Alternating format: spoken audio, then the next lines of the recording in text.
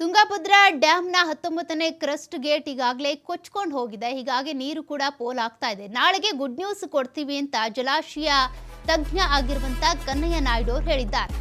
ಈಗಾಗಲೇ ಗೇಟ್ ಅಳವಡಿಕೆಗೆ ಸಂಬಂಧಪಟ್ಟಂತೆ ಕೆಲಸ ಕೂಡ ನಡೀತಾ ಇದೆ. ಮೊದಲು ಗೇಟ್ ಕೂರಿಸೋದು ದೊಡ್ಡ ಚಾಲೆಂಜ್, ಇದು ಸವಾಲಿನ ಕೆಲಸ.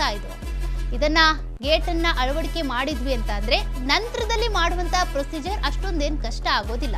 ನನ್ನ ಜೀವನದಲ್ಲಿ ಇದೊಂದು ದೊಡ್ಡ ಚಾಲೆಂಜಿಂಗ್ ಕೆಲಸ ಅಂತ ಕೂಡ ಕನ್ನಯ್ಯ ನಾಯ್ಡು ಹೇಳಿದ್ದಾರೆ. ಇದೇ ಮೊದಲ ಬಾರಿಗೆ ಈ ರೀತಿ ಪ್ರಯತ್ನ ಮಾಡ್ತಿದ್ದೀವಿ ನಾವು, ಎಲ್ಲ ಒಳ್ಳೇದೇ ಆಗುತ್ತೆ, ನಾಳೆ ಒಳಗೆ ನಿಮ್ಗೆ ಗುಡ್ ನ್ಯೂಸ್ ಕೊಡ್ತೀವಿ, ಆಗ ಸೆಲೆಬ್ರೇಷನ್ ಮಾಡಿ ಅಂತ ತಜ್ಞ ಆಗಿರುವಂತ ಕನ್ನಯ್ಯ ನಾಯ್ಡು ಹೇಳಿದ್ದಾರೆ.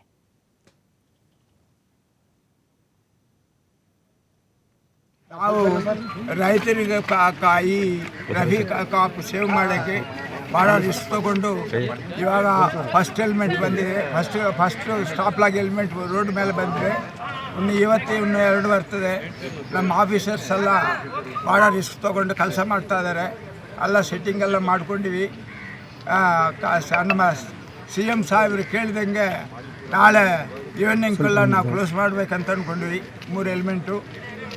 ನೀವೆಲ್ಲ ದಯವಿಟ್ಟು ನಮ್ಗೆ ಕೋಆಪ್ರೇಟ್ ಮಾಡಬೇಕು. ಇಲ್ಲಿ ಸೆಕ್ಯೂರಿಟಿ ಝೋನ್ ಇದು. ಇಲ್ಲಿ ಯಾರು ಬಂದ್ರೂ ಏದನ್ನ ನಮ್ಗೆ ಪ್ರಾಬ್ಲಮ್ ಆಗಿದ್ರೆ ಅದು ನೋಡೋಕ್ಕಾಗಲ್ಲ, ಬಂದವ್ರು ನೋಡೋಕ್ಕಾಗಲ್ಲ. ಅಲ್ಲಿಗೆ ಇವತ್ತಿನಿಂದ 144 ಸೆಕ್ಷನ್ ಇಡಬೇಕು ಅಂದ್ಕೊಂಡ್ರಿ. ಯಾರು ಎಂಟ್ರಿ ಮಾಡಿದ್ರೂ ಆಫೀಸರ್ ಆಗಲಿ ಪೊಲಿಟಿಕಲ್ ಕೆಲಸ ಅಲೋ ಮಾಡೋದು ರಿಕ್ವೆಸ್ಟ್ ಮಾಡಿ ಮಿನಿಸ್ಟರ್ಗೆ, ಪೊಲಿಟಿಕಲ್ ಯಾರು ಬೇಡ ಇನ್ಸೈಡ್ ಅಂತ. ವಿಡಿಯೋಗ್ರಫಿ ಕೂಡ ಇನ್ಸೈಡ್ ಇರಬಾರ್ದು, ಅಲೋ ಮಾಡ್ತಾ ಇಲ್ಲ. ನೀವೆಲ್ಲ ಕೋಆಪ್ರೇಟ್ ಮಾಡಿದರೆ ನಾಳೆ ಕಂಪ್ಲೀಟ್ ಮಾಡಿದ ಮೇಲೆ ನೀವು ಸೆಲೆಬ್ರೇಟ್ ಮಾಡಿರಿ. 5 ಎಲಿಮೆಂಟ್ ಅಂದರೆ ಇವಾಗ 3 ಎಲಿಮೆಂಟ್ ಮಾಡಿ ನಿಲ್ಲಿಸಿ ಆಮೇಲೆ 2 ಎಲಿಮೆಂಟ್ ಮಾಡಿದರೆ ಬರೋ ಮಾನ್ಸೂನ್ಗೆ ಈ ವರ್ಷ ಫುಲ್ ನೀರು ಬರ್ತದೆ. ಅದು ಆಪ್ರೇಟ್ ಮಾಡಲ್ಲ.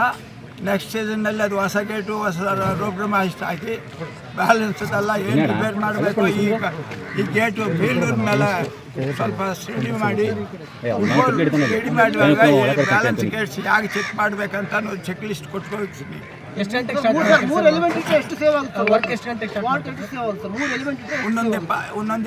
TMC ಸೇವ್ ಆಗ್ತದೆ. 60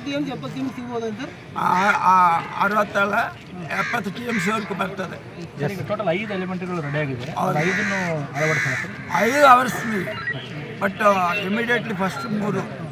ಆಮೇಲೆ ನಾವು ಹೋಗಿದ್ರೆ ಕೂಡ 2 ಮೇಲೆ ಗಾಲಿನಲ್ಲಿ ಎಡಂಗೆ ಹೇಳ್ಬೋದು, ಅದೇನು ಪ್ರಾಬ್ಲಮ್ ಇಲ್ಲ. ಮೊದಲು ಕೊಡಿಸಿದ್ದು ನಮಗೆ ಇದು ಫ್ಲೋ ಅಲ್ಲ, ಫ್ಲೋನಲ್ಲಿ ಸ್ವಲ್ಪ ಚಾಲೆಂಜ್ ಇದೆ. ನಾವು ಸ್ವಲ್ಪ ಟ್ರಯಲ್ ಆ್ಯಂಡ್ ಎರರ್ ಮೆಥಡ್ ಮಾಡ್ತೀವಿ. ಆ ಟ್ರಯಲ್ ಆ್ಯಂಡ್ ಎರರ್ ಮೆಥಡ್ನಲ್ಲಿ ನಾವು ರಿಸ್ಕು ಯಾರು ಎಫೆಕ್ಟ್ ಆಗಬಾರ್ದು ಅಂತ ಅಲ್ಲ. ಈ ಟೆಂಟ್ ನೋಡಿದರೆ ನಮ್ಗೆ ಪ್ರಾಬ್ಲಮ್ ಆಗ್ತದೆ. ಅಲ್ಲಿ ಕೂಡ ನಾನು 5 ಆಫೀಸರ್ಸ್ನ ಇಂಡಿಕೇಟ್ ಮಾಡೀನಿ, ಯಾರು ಇರಬಾರ್ದು ಅಂತ.